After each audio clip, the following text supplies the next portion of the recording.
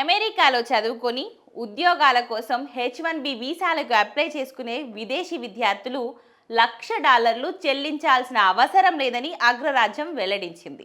ఈ మేరకు అమెరికా పౌరసత్వం వలస సేవల సర్వీస్ ఒక ప్రకటన చేసింది. అయితే సెప్టెంబర్ 21న H1B వీసాపై ప్రకటన వెలువడిన తర్వాత దాఖలైన అప్లికేషన్లకు మాత్రమే ఇది వర్తిస్తుందని ఆ ప్రకటనలో వెల్లడించింది. ఈ ఫీజు చెల్లింపుల కోసం ఆన్లైన్ సేవలు ప్రారంభించినట్టు వెల్లడించింది.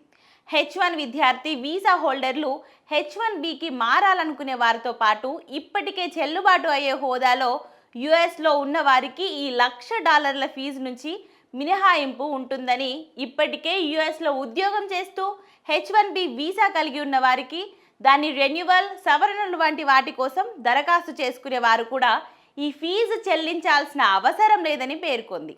కాగా బయట దేశాల నుంచి వచ్చే దరఖాస్తుదారులు మాత్రం ఈ మొత్తం చెల్లించాల్సి ఉంటుంది. దీని ప్రకారం అమెరికాలో ఉద్యోగం చేయాలనుకునే విదేశీయులు ముందుగా కొన్నేళ్లు ఆ దేశంలో చదవాల్సి ఉంటుంది. ఇక విదేశాల్లోని ఉద్యోగుల కోసం H1Bకి దరఖాస్తు చేసుకునే సంస్థలు కూడా ఈ మినహాయింపుల కోసం దరఖాస్తు చేసుకోవచ్చు. అయితే అమెరికా జాతీయ ప్రయోజనాల కోసం ఆ విదేశీయుడి పాత్ర ఎలా ఉందో వివరించే అధికారిక లేఖ సంస్థల వద్ద ఉండాలి. అతని హోదాకు కావాల్సిన అర్హతలు కలిగిన వారు అమెరికాలో లేరని నిరూపించగలగాలి. ఆ ఎంప్లాయీకి H1B వీసా పొందేందుకు కలిగి ఉన్న అర్హతలు కూడా ఆ సంస్థలు వెల్లడించాలి. H1B వీసాకు అప్లై చేసుకునేటప్పుడు ఈ మినహాయింపు అభ్యర్థనలు చేసుకోవాల్సి ఉంటుంది. అంతేకాదు ఈ ఫీజు మొత్తాన్ని దరఖాస్తుదారులు ఒకేసారి చెల్లించాల్సి ఉంటుంది.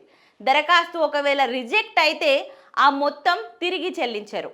సెప్టెంబర్ 21 ముందు దాఖలైన ఆమోదం పొందిన వాటికి అంతకు ముందున్న నిబంధనలు మాత్రమే వర్తిస్తాయి.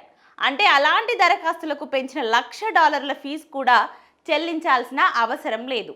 మొత్తం మీద అమెరికా నిర్ణయం వలసవాదులకు కొంత ఊరటనిచ్చిందని చెప్పవచ్చు.